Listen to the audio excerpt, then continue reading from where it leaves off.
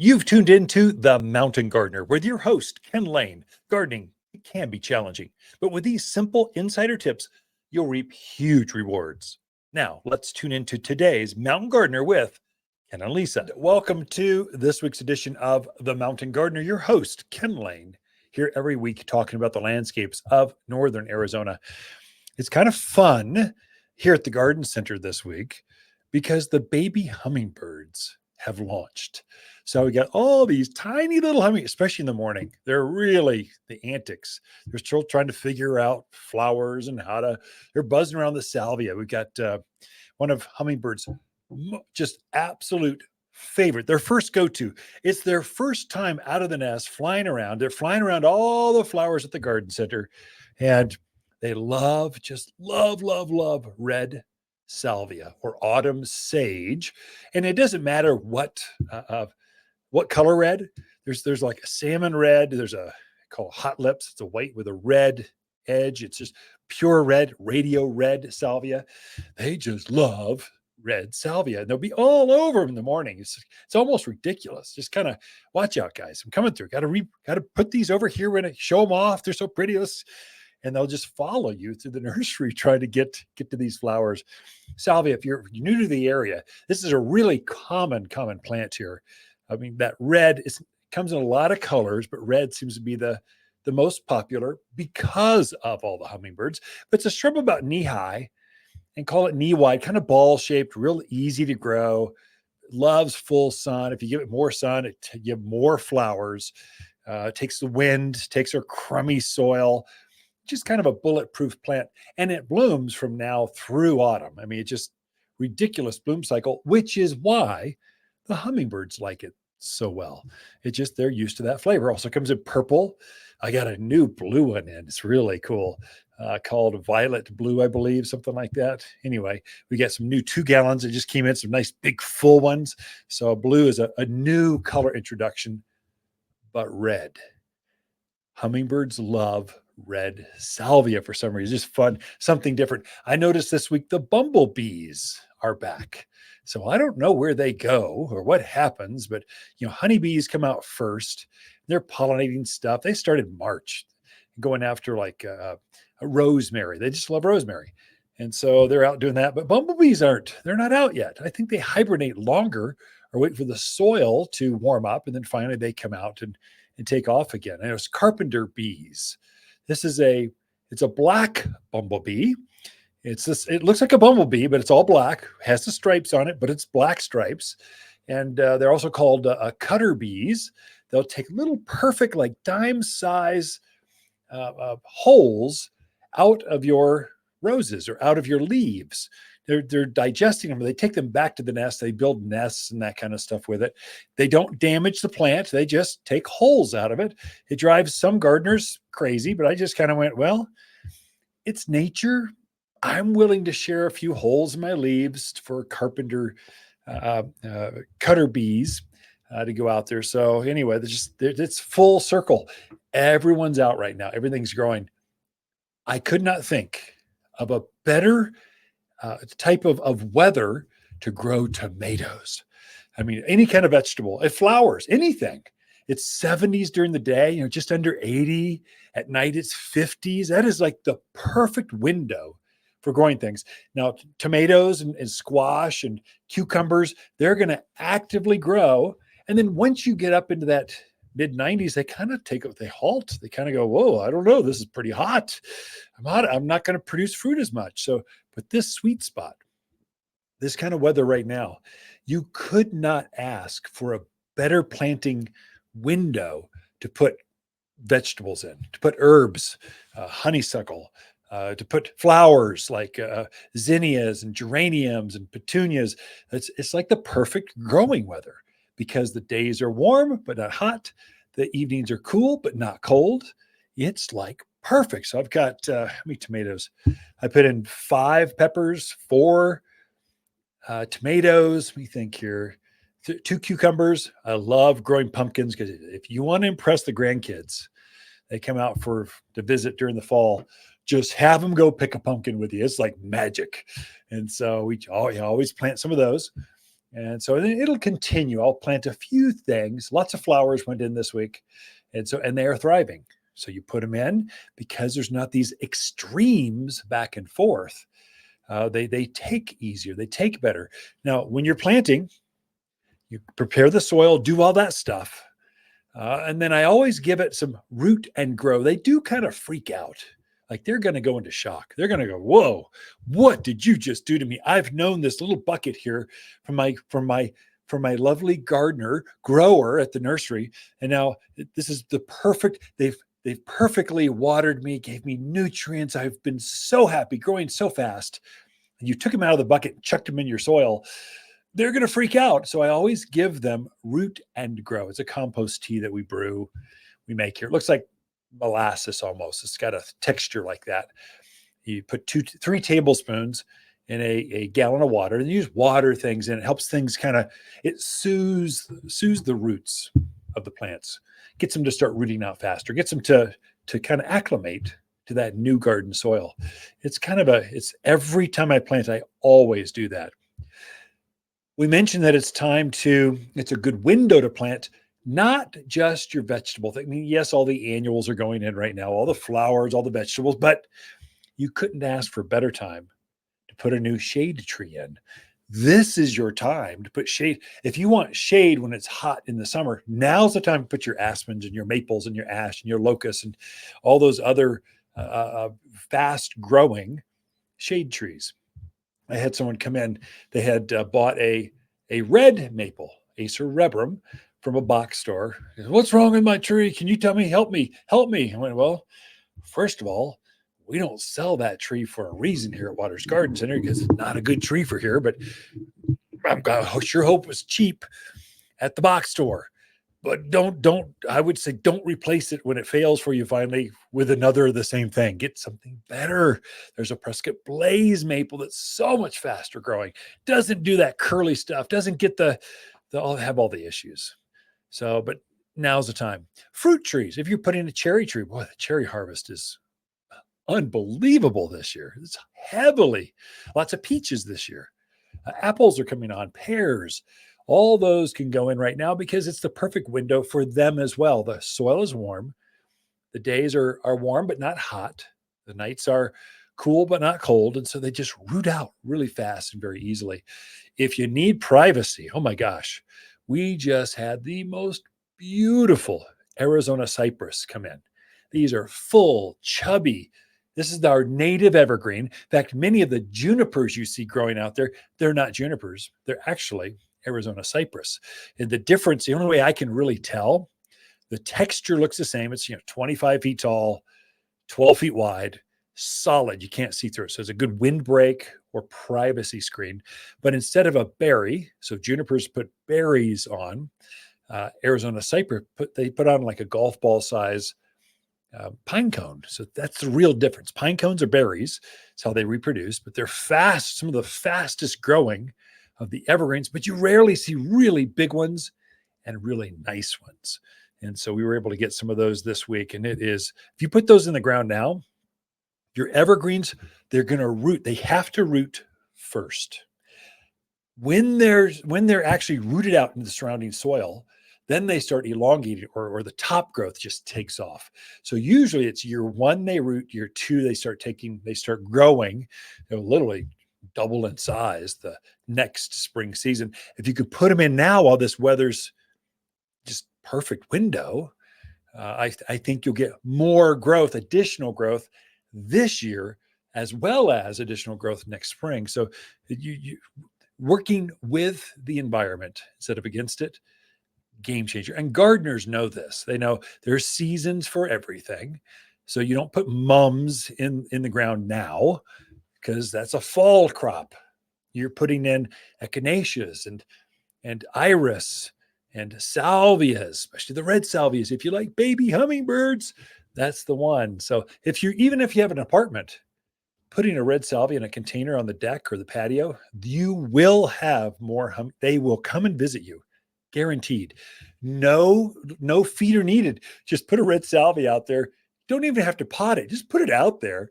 You're going to see hummingbirds. It's just super fun. We got a lot in store for you. Lisa Watters Lain coming in with your garden questions right after this.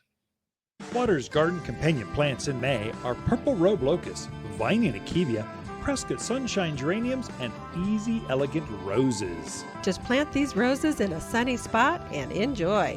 We've married the beauty of long stem roses with the easy care of shrub roses for landscape color like no other plant in the backyard. Choose fragrant reds, radiant pinks, corals, vivacious yellows, and stately whites. Extremely fragrant and only found locally at Watters Garden Center in Prescott. And we are back with Lisa Watters Lain in the studio. She comes each week with your garden questions, just what are neighbors talking about. And they've been talking. We had a record weekend, Mother's Day weekend.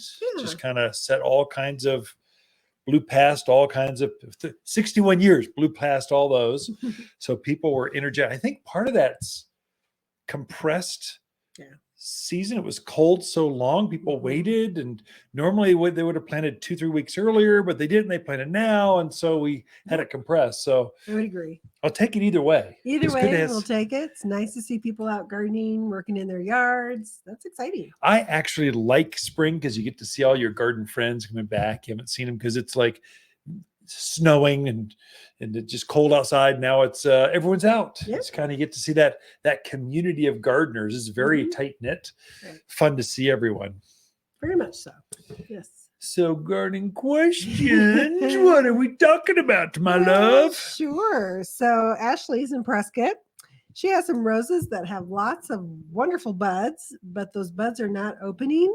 And they look kind of brown on the roses. She wants to know, by golly, what happened? How do they fix it? Make it better. So I mentioned that the previous segment, but basically that was on trees, but their thrip get into roses as well. And so what happens is where that rose bud comes out, there's a little tiny bug that crawls inside the bud, and they nest. There's more than one. It's like a whole community of thrip. Or no-see-ums are inside the bud. If you were to actually break open that bud, you'd see bugs kind of jumping around inside the bud. They're eating the flower from the inside out. And that's why I tell folks, you should put rose food with systemic on your roses earlier. So it's like April and March even. Put it on so the plant will actually absorb this food and with the bug inhibitor inside the actual rosebud. And so that's it's too late now because they're already in the bud. So what do? Pray over your roses. That's all you can do. There's no way to get them. Once they're inside the bud, we can spray them. So I would say spray right now, no question, with triple action. It's a neem oil. It actually will take care of any bugs that are exposed onto the plant itself. So at least you don't have more damage. It's hard to get it inside the bud. Focus inside the buds on the buds as best you can. It does have a fragrance to it.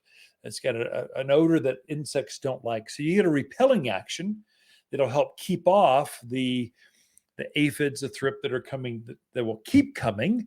And then fertilize with the rose food with systemic. Do it now. So it's better to do it late than never.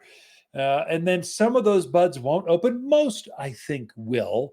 And as it opens, that damaged or that brown or black petals, they kind of float to the outside, and the inside will be beautiful.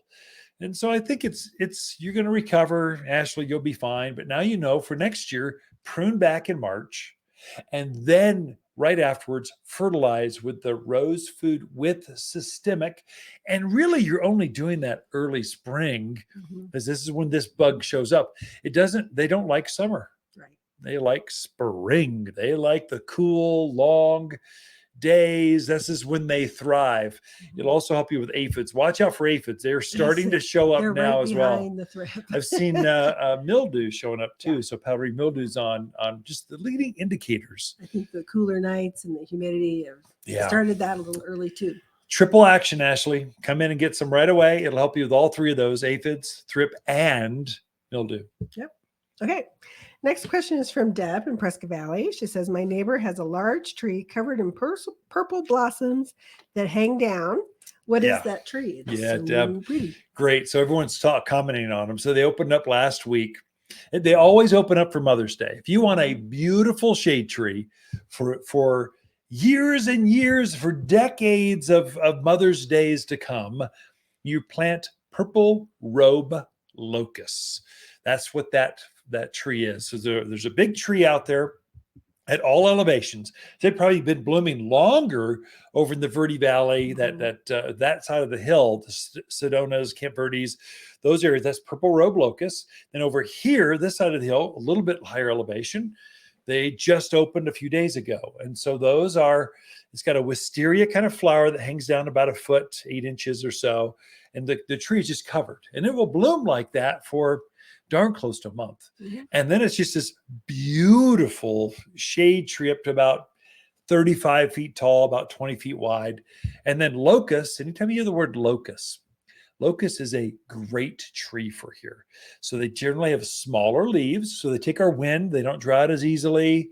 There's another one that's a companion to that, that's a cousin, called golden locust or honey locust. You're seeing this bright yellow tree right now. That's golden locust. That they go together. So they take the wind, they're drought hardy.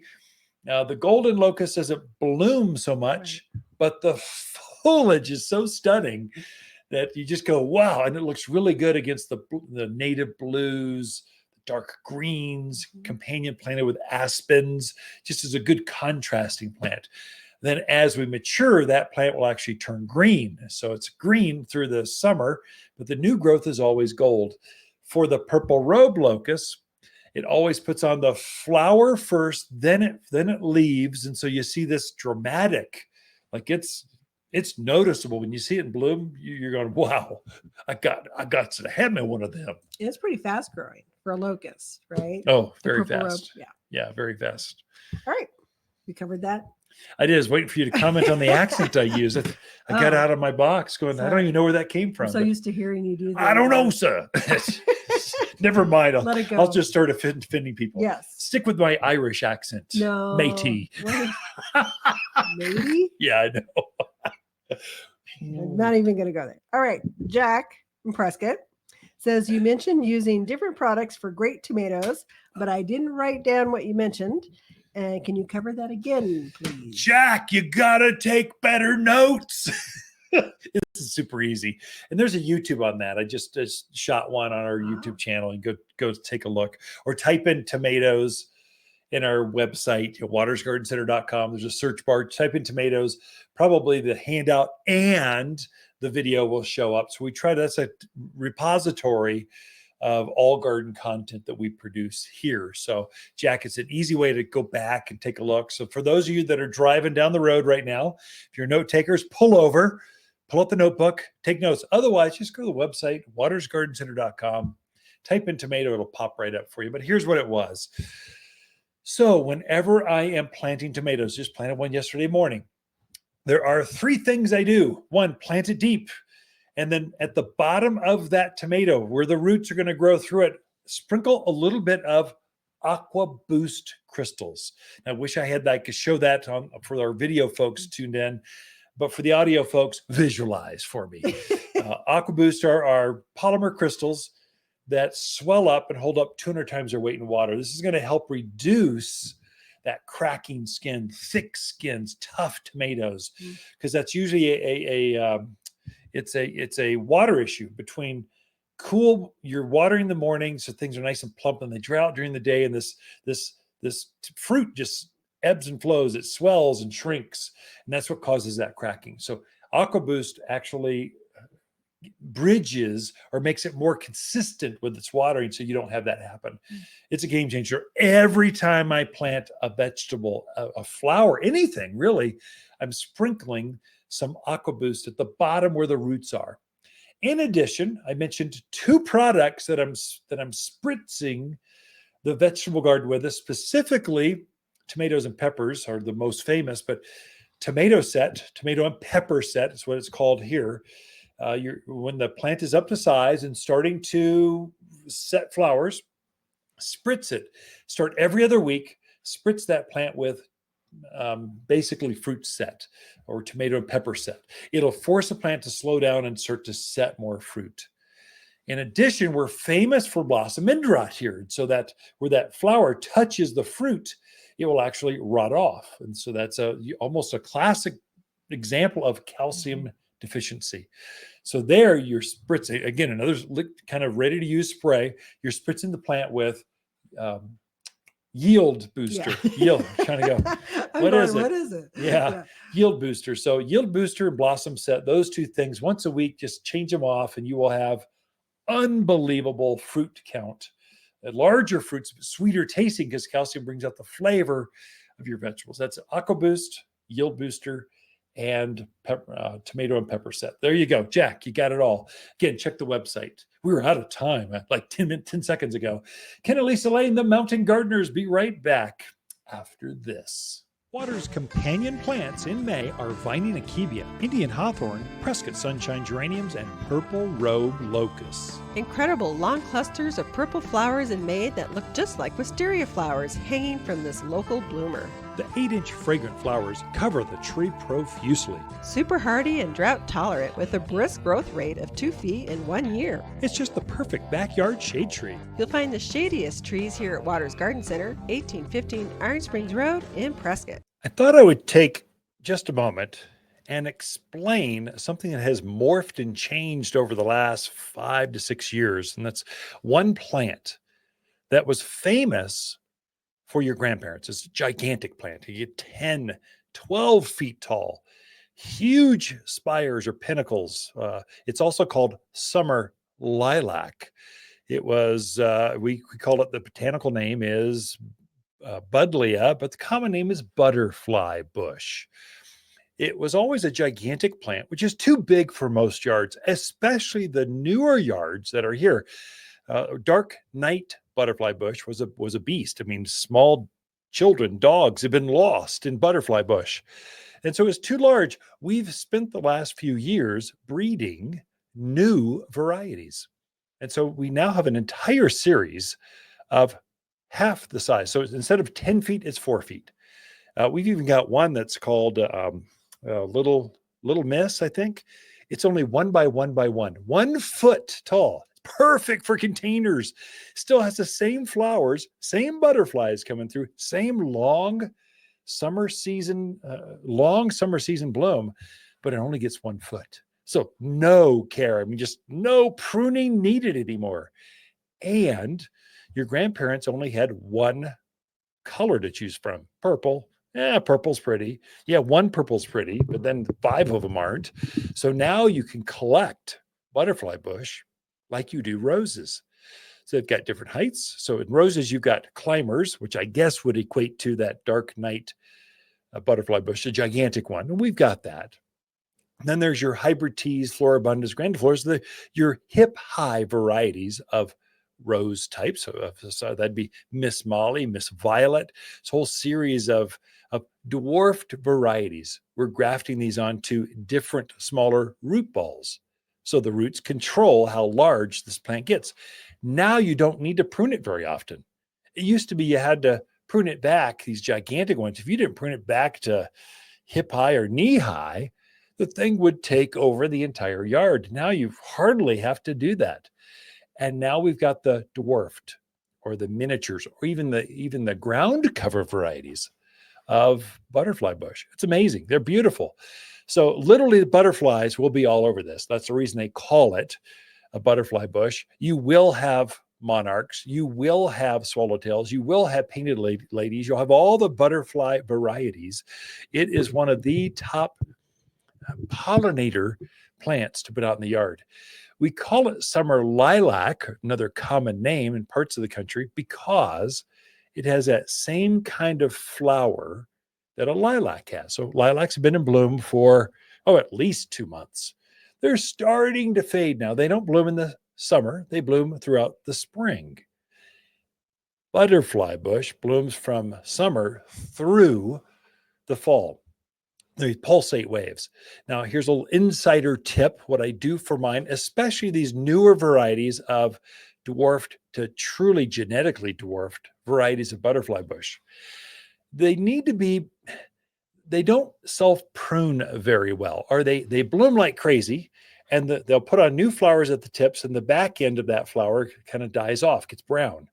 And so, especially before parties, I'll go through and deadhead or clean up those old spent flowers, or I'll pinch off the older flowers. Then I will go through and I'll fertilize it with flower power. We make a fertilizer. It's a water-soluble fertilizer. It's got a scoop in it. You scoop it and put, a couple scoops in your 2-gallon watering can. You go out and you give water all your plants. I've been fertilizing my plants like crazy so that they will produce a lot of flowers sooner than my neighbors. I'm in competition. I admit it. I'm a gardener. I like my tomatoes. I like to pick them first. I like to have them bigger. I like to brag about how big my flowers are, my dahlias, my butterfly bush. And the way I do that is I fertilize them with flower power every couple of weeks. Actually, I've been cheating it. I've been going about every week or so now, just kind of front load it, really juice them, get them going. And they are starting to flower and look amazing. As soon as they start, I'll throttle back that fertilizer because you can't give them too much. I mean, you can't have them be too pretty sometimes. Not really, but you can really juice them pretty good. I'll kind of throttle that back because it can be some energy. I'm taking my 2-gallon watering cans out there in the yard and every weekend. And I don't want to do that as much. So I'll back it off to every couple of weeks. And it just keeps pulsating. These flowers that butterflies are just they can't pass a butterfly bush. When it's in bloom, they must go see it. It also attracts hummingbirds and other pollinators into the yards. But I think buddleias or butterfly bush, every yard should have at least one, if not 2 or 3 or 4, because you now collect them like you do roses. You can collect them like you do salvias. You can collect them, and they've got different sizes, places, containers, even folks in apartments or patios. You can have a butterfly bush and you'll have more activity. I mean, I think of butterflies as the fairies of the gardens. They're just magnificent. You can't not look at them. They're so beautiful. Anyway, that's how you get butterfly bush to bloom even more in your yard. We'll be right back. Ken here at Watters Garden Center, and we had a new flower come in. It's one of my favorites. We got it last year as a test, soft launch. This year we went all in because it performs well. It's a new sunflower. It's called Sunbelievable. The reason it's called Sunbelievable is supposed to put 1,000 flowers on, 1,000 sunflowers per year. I don't know if it does 1,000, but it does hundreds and hundreds. I can tell you that. So this is done. It automatically sets a new flower by itself. So a new one's coming up. So it's always got more flowers coming up. Unbelievable flowers. Those unbelievable flowers, sunflowers, here at Watters Garden. And back in the studio, Lisa Watters Lain. She comes each week, and we just give a segment just to her. Just kind of, what are you seeing in your gardens? And your gardens are pretty spectacular. You are not allowed to have any more containers at the house. That is it. The irrigation will not handle all of your plants. No more. So when you put one in, take one out. All I can tell you. Can I bring one more home? No, you can replace one, but you can't have no more pots. You can have something in a pot, but the irrigation only in your patio is just solid pots. She's got over 50 containers out there, folks, and she wants more. So, to be a garden center goddess. But there's one plant I really, really, really, really want. I may have an open plant. There's the kale. I'm replacing the ornamental kale. With stuff, so we might be able to free time to transition. Black-eyed Susan vines that came in. Oh, those are neat. So there's a real pretty one this year that has a white and pink. Usually they're orange and like a dark orange. This one's white with pink flowers too. So okay, I'll bring it home. Bring it, and then, but it's got to go in a pot. So replace something else. We'll get rid of the kale. I'm stressed out. Who needs that healthy stuff? And we'll put a pretty plant in. All right. So what do you got for us this week? You're inspiring gardeners that are tuned in, and they want to garden how? So many people who are out there wanting to garden are also gardening to attract birds and butterflies into their yard. And the most famous one they want to attract are the hummingbirds. I would say the swallowtails. You think so? Or the monarchs. You don't know. Butterflies? Yeah. Like birds? Oh, birds. Oh, sorry. Yeah. Sorry, I'm a man. I tuned out. I wasn't listening. Anyway, so I thought I would talk about some perennial flowers that you could put out in your yard that will definitely attract those hummingbirds and the butterflies. So the hummingbirds they're looking for tubular flowers because they also eat a lot. So the great thing about having hummingbirds in your yard is they eat insects as well as the nectar. That's true. So they need both. They need that protein and that carbohydrate, that sugar. Keep going. So they'll help with the insects. Plus, they're just kind of fun to watch. So things that are tubular that they like, and for you, just in radio land, I have show and tell. So you just have to imagine. So this is a great plant for here. This is a brake light yucca. So it's a yucca, so it's very drought hardy, not going to take a lot of water. Loves the sun. Put it in a hot spot and it'll be happy. It sends up this bright red stalk of flowers that have like little tubules in them. So hummingbirds absolutely love them. So this is an easy grow plant to throw out there. You don't have to think too much about. Not a lot of maintenance, not a lot of water, but the hummingbirds love it. Put it out there for you folks on ridge lines. Mm-hmm. The more wind, the better. The more sun, the better. The more rocky, terrible soil, the better. Don't put it on drip irrigation. Water by hand. That's what yucca does. It's like agaves are the same way. Cacti. They're all companion plants. And this doesn't do it justice. It's a little one in the studio, but this will turn into a 3x3x3. Well, this brake light's dwarfed. 3x3. Call it knee high by knee high. Yeah. And then it just has multiple stalks. It'll have 3, 4, 5, 6 flower stalks. It blooms all summer. Red. Oh yeah. It'll literally bloom all summer up until fall. So a good one for hummingbird.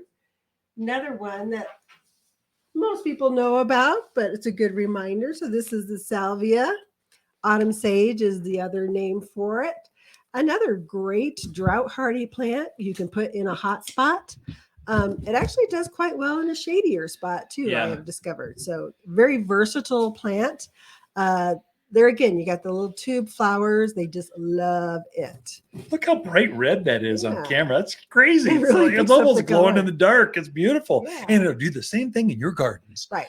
And it also comes in purple. It comes in like a peach salmon color, a white color. And it's not like you just have to have red. I mean, the hummingbirds aren't going to care. Yeah. The red's pretty for us, but they'll go to red, they'll go to pink, they'll go to white, purple, you pick it. They like the taste more than the color and the shape of the flower, but they're all going to be knee high, cover. They bloom from now through autumn. Thus the name autumn sage. You actually get more beautiful as they grow and fill in. So autumn, this is like a number one seller at the garden center for attracting butterflies and hummingbirds both. Yeah. Definitely. So great one.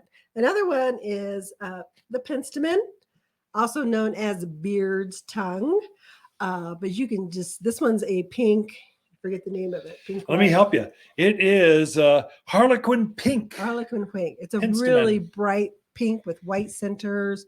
Beautiful. I love the penstemons. Just a great little flower for here.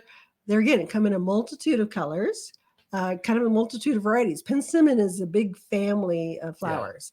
So, but great ones for those hummingbirds. And native. This grows wild. You're seeing a red, a white. There's a pink that just grows wild on the forest. You see a tall, kind of a perennial wildflower that's growing. And the hummingbirds will actually bicker and fight over this. They're going, no, it's mine. No, it's mine. It's mine. They're kind of like seagulls, only in miniature form. Mine. Yeah. So, and those folks that are tuned in on the video piece, the YouTube channels, there's no filter on this camera. Right. This is the natural color. It's actually glowing on film. That just looks, it's so bright and so colorful. That's how hummingbirds see it as well. Penstemon. Yep. So hummingbirds like those tubular flowers. Butterflies, they kind of like landing pads. So they like flowers that have more of a surface that they can land on and suck the nectar out that way. So yarrow is a great one. So I brought this yarrow. This is, I think, desert sea, red desert sea. They're getting great drought hardy plant. Loves the sun. Put it in a spot where it's nice and hot, and it'll kind of continue to bloom all season long. This one's a real pretty red one, but it also comes in yellow, moonshine yellow, There's a terracotta color. So they're getting a few different colors in there. Doesn't matter the color. It's the plant itself that they like. So this is a really good one to put in as well. I put a native yellow in our backyard, and this takes, again, surprising little, it doesn't get full sun. Right. It maybe gets 4 hours, and it blooms a crazy long time in our personal gardens, but it will go full on in the wild. It's right out there in the full bright, from morning till evening, bright hot sun. It's got this real thick kind of thick foliage that protects it. And so just, you're going to have butterflies if you've got yarrow. And it's pretty animal resistant as well. Especially the yellows and the whites. Sometimes the deer can, on the paprika colors, but they're tough. Okay. So that's a good one. The scabiosa, which is an absolutely horrible name. The other name is pincushion flower. Pincushion's better. So this one usually comes in pinks and lavenders. I've seen it occasionally in white, not as pretty in white. I like the pinks and the lavenders. Has a beautiful little flat flower that sticks up above the foliage. So the foliage is low down, and then the flowers stick up probably 12 inches above that foliage. Yeah, easily. And just a beautiful little plant to put out there in your perennial beds, your yards. It does very nicely. Looks like a pincushion. I mean, literally, that's the name. Looks like a pincushion. You have a bunch, if you're you seamstress out there, but butterflies look at it and go, just yummy. Delightful. They just hang out and rest and eat, and they'll just rest on the pads, enjoy each other. Definitely. So we're almost out of time, but I'll show you one more. Of course, we have to show this one. So this is a butterfly plant. So this one's purple, but they come in, they're again, a multitude of colors and a multitude of sizes. You can get some that go 6 to 8 feet, some that go 4 to 5 feet, and some that are 2 feet.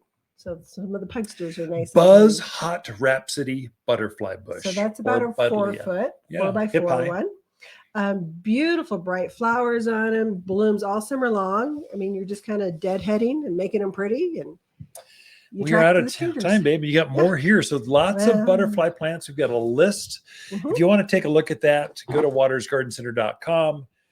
Tap the Learn button, and there's a butterfly, Learn at the very top. There's a butterfly and hummingbird plant list right there with these and more. Ken and Lisa Lain, the Mountain Gardeners. Be right back. There's nothing like tomatoes picked fresh from your garden. Watters Mountain Tomato Collection are varieties proven to produce and thrive. Heirlooms, beefsteaks, cherries, naturally grown for local success. Completely organic, never genetically altered, and utterly delicious. They're ready for your garden now. You can grow your own this spring, and we can help. Watters Garden Center, 1815 Iron Springs Road in Prescott. Shop Watters in-store or online at watersgardencenter.com. We are back on the Mountain Gardener. One of the beautiful things about having a studio right here at the Garden Center live is when someone really smart comes in, go, Bill, that was super interesting. You can't just train my staff. You got to share this with the entire audience. All of Northern Arizona should know about this. So Bill Jones, he is our Fertilome high yield.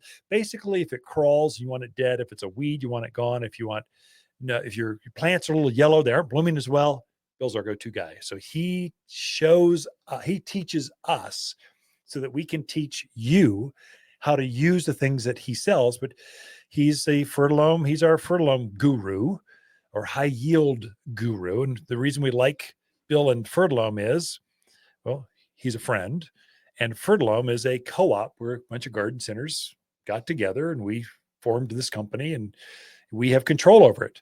Bill, you work for us, the independent garden centers, and you want what's best for all of us. And so, Bill Jones, welcome to the Mountain Gardener. Thanks for having me, Ken. Yeah, you're welcome. So tell us, how long have you been in the industry, and tell us about yourself. Why do you do this?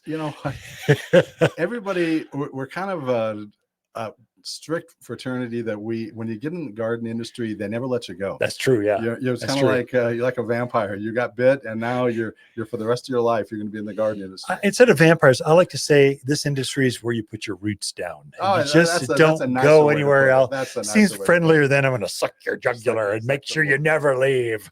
No, it does seem like the same faces The companies come and go, but the folks that work in this business stay. And so you've been doing this for how long? You know what? My first job, I worked in a garden center 44 years ago. Wow. And the funny thing was, that's 45 years ago. The funny thing was, I was so afraid of the chemical aisle, or that because you could give somebody bad advice, Oh, right. and Make a mistake. they could kill their grandmother's favorite rose bush, or you can give a bad advice about an insecticide and make the apple poisonous, like Snow White's apple. Yeah. And so I started listening and talking to the people there, and then you just don't forget this kind of stuff. Yeah. And so back then, the pesticides were a lot different than today. Yeah. A lot of stuff that's been taken off the market because it was too persistent. Yeah. It stayed in the environment. Most of the stuff now, and the fertilome stuff that Watters carries, is a lot eco-friendlier, right, than what it was. Downright organic. Yeah, absolutely. 40 and 50 years ago. Yeah, much safer for your pets, the birds, your husband. It's just safer for you. So it's just better. So absolutely. That's what I love about your products. And you come in, it is intimidating. You go up to that wall of death and decay at the boxer and go, I have no idea where to even start. We're trying to curate. So we know that tent caterpillars are going to come in. We know that grasshoppers will be. We know that aphids and bark beetle. We know the bugs that are in the gardens here. And so we're trying to pick your brain going, hey, Bill, what's the best thing to keep bark beetle or pinyon pine scale at bay? And you guide us through and you get us the right one. And sure enough, it works. Yes. And so we don't make mistakes. We can get it honed in just right. And the advantage of your employees is that they aren't intimidated by that wall, right? Because you have trained them well. And so when the customer comes in, because if you go into a big box store, you've got somebody who last week was selling plumbing, selling PVC. Exactly. And this week, all of a sudden, he's going to give you advice on how to keep grasshoppers from coming, invading your yard and eating you out of, house and home. Yeah. So what's your territory? Where do you cover? So you're in Arizona, California, I go to New West, Mexico. Yeah, I've got New Mexico. I've got Arizona. I've got Southern Nevada and Southern California. Gotcha. That's pretty big. And how many reps are out there? How many people does it take to cover a nation? Is it 12 or for 10? Fertilome, they've got about 15 reps. Is that it? Okay. I have no idea. Reps. Okay. Interesting. And the best part, what do you sell what's the number one thing you sell? Is it fertilizer, bug killers, disease stuff, weed preventers? You know what? Weed preventers. Really? And in an awful lot of markets, not so much Arizona, but people have lawns that get invaded with either crabgrass or dandelions. So the selective weed killers are a big market, and a lot of that, the old 2,4-D products, or what's called Trimec, which has also dicamba in with the 2,4-D.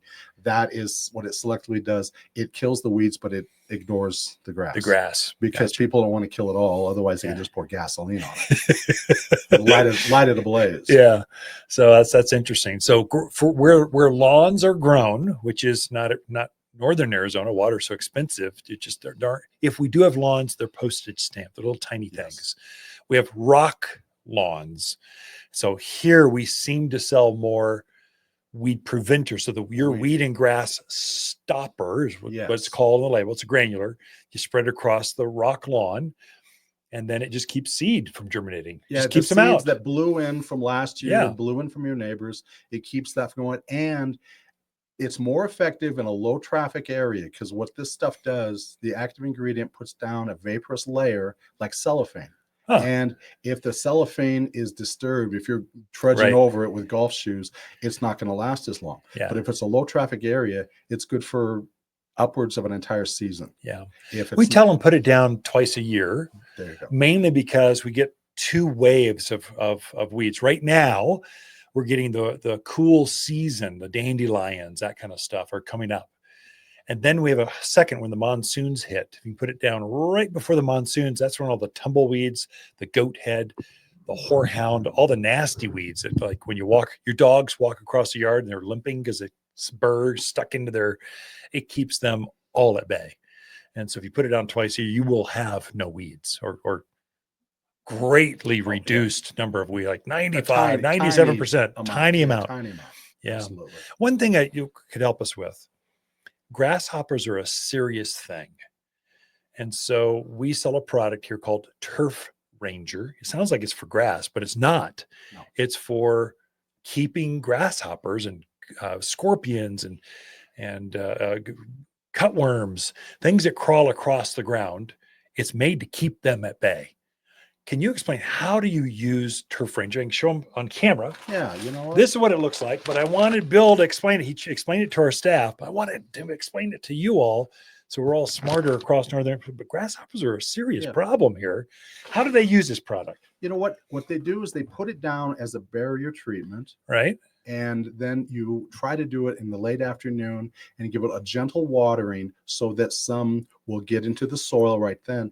And because you do it in late afternoon when the sun's not so hot, if it dries too quickly, it doesn't last. It won't work for the immediate So results. the water activates it. Am I hearing that? So yeah, water washes it off of the pellets because the pellets they could be corn cobs, they could be just a delivery device. Yeah, it's a delivery device. Then when you wash it off and then it doesn't dry, flash dry like it is if it was 100 degrees here. The flash drying just ruins the effect for the long term. It'll kill the bugs today, but it won't kill the bugs 3-4 months from now, which the stuff will do if you apply it correctly. So what we want you to do is apply it late afternoon, water it gently, or if you know it's going to rain, and then keep the pets off of it that night. Keep the pets locked up that night, just because when they're walking through it, they do like to lick their little feet and all that afterwards. And then after that, it's bonded to the activate soil. it with the water. It goes down in the soil, then let it dry, and you're good to go with pets and birds and all that kind of stuff. Is fine. Super effective. Yes. At even the big grasshoppers. Some of them they're like, you need a shotgun. They're big as birds. They're ridiculous size. To the smaller ones that fly in, it keeps them all at bay. Yes, it does. And I sell Turf Ranger as a way to put it around the edge of your properties, down the driveway, put it out where that wild range across the way. They're coming in from there if they cross that area, that 10-foot barrier, it's gonna get rid of them. So it's like a moat. It's like a moat. You know, so you built your castle. And they've got a moat, and then you've got the drawbridge. And exactly. Put it down. But that's a good way to visualize how it's going to work for you. Yeah. And it does real well. Then after that, just a few bugs here or there. You could spot apply if you choose to, but you're not going to have the infestations. Gotcha. It's not going to be the disaster that it would be if you didn't have anything and they just come in just, lock, stock, and barrel. That's super. Thank you. You've helped me figure this. I was telling folks do it in the morning. I was doing it wrong. I apologize, folks. You do it in the afternoon, right before dusk. You activate it with water. You let it dry off, and you're good for the next months. Yes. To keep bugs at bay. Wow. Bill Jones, he is a super smart guy. He's our person for all the bug, weed, nutrient kind of stuff. He's our go-to. But Bill, I appreciate you being here. You are tuned into the Mountain Gardener, but we got to take a break. Be right back. Watters companion plants in May are Vining Akebia, Indian hawthorn, Prescott sunshine geraniums, and purple robe locusts. Incredible long clusters of purple flowers in May that look just like wisteria flowers hanging from this local bloomer. The 8-inch fragrant flowers cover the tree profusely. Super hardy and drought tolerant with a brisk growth rate of 2 feet in 1 year. It's just the perfect backyard shade tree. You'll find the shadiest trees here at Watters Garden Center, 1815 Iron Springs Road in Prescott. So any of you that follow me on Facebook, Instagram, TikTok, these are the video formats, the reels on Instagram, YouTube even. Less so on YouTube. If you follow me on the social media platforms, I take my phone out and I just kind of go, here's what's pretty. And I post them. You'll see my gardens in bloom. You'll kind of follow me through the garden center, those are basically my world where I live. And I just posted a video on Facebook and Instagram. I don't know if it migrated over to TikTok. I apologize if you're a TikToker. Anyway, the video. You should follow us. But I posted what was on the back dock that's really pretty for this weekend that's ready for gardening. So if you're a gardener, you're going to garden this weekend, here are the things that are fresh off the truck. It's kind of exciting. If you're a gardener, it's like Christmas. Every time that truck rolls in from the farm, which is virtually every day, something's coming from some farm. This was the perennial annual and some of the butterfly bush farms. So here is, I thought I'd give you a verbal cue of what was on the social media. Of course, check us out. You can see it. That's right at the top of the feed. If you want to go take a look, if you're looking for Watters Garden Center, you will find it easily. But here's what was showing up. So purple fountain grass. This is a spiky purple grass, real soft, fast growing, very striking purple. People were asking for it last weekend, and we just didn't have any. We had Dracaena's purple spikes, which is another one. It's used frequently in the center of a container, and that is an accent piece. But the purple fountain grass, it's here. The first crop of many. That's one that we will restock every week at this point. Once they come into their own, we just have crop rotations that show off. The cannas are here. This is a big, tall, beautiful perennial with tropical looking foliage and fluorescent. I mean, bright colored flowers. They stand up erect, proud in the gardens. You don't put them at the front edge of your perennial gardens. You put them in that mid to the back side or the center of a container. There's no flower like a canna, C-A-N-N-A, cannas. They're perennials that come back every year, but they're quite striking. Cannas will grow almost anywhere in the gardens. The one thing you got to watch for them is wind. So this wind we had earlier in the week, it's spring, it's winding the mountains. It starts to tear the foliage sometimes. So if you can have it on a patio or protected area, it helps it mainly from the wind. But the flowers are amazing. And it takes that clay soil out in the valleys. It's great. We had our first crop of mandevilla or passion vine. This is a very deep, rich, glossy foliage that comes out with these gigantic bell-shaped flowers, bright reds, bright whites, bright pinks, bright colors, and it takes that blistering hot sun. It's just very robust. Hummingbirds are going to love you. It does tend to be an annual, so it lives for a year unless you bring it indoors. It is a house plant sometimes. So, but there's no vine like that. It's just amazing. And these were gigantic varieties. So these were really tall specimen types of mandevilla or passion vine, and a lot of perennials. The first portulaca came in. Some what else? Nepeta or salvia that came in. Lots of the pollinator perennials. So there's lots of fresh new things you can garden with here at Watters Garden Center for the weekend. Watters Garden companion plants in May are vining achebia, purple robe locust, Prescott sunshine geraniums, and Indian hawthorn. Wind is no problem for this Indian hawthorn. Rose-colored flowers cover this spring bloomer that often repeat blooms in fall. Dark blue berries adorn this compact bush that takes the wind and soaks up the sun like a native. Perfect for low-maintenance gardens with virtually no pruning ever. Every backyard should have at least one, and only found here at Watters Garden Center in Prescott. For a more fruitful garden, increased success in the landscape that just feels better, then tune in daily to the Mountain Gardener podcast. Subscribe through your favorite podcast streamer or visit wattersgardencenter.com. Better yet, visit me directly right here at Watters Garden Center. Thanks for tuning in.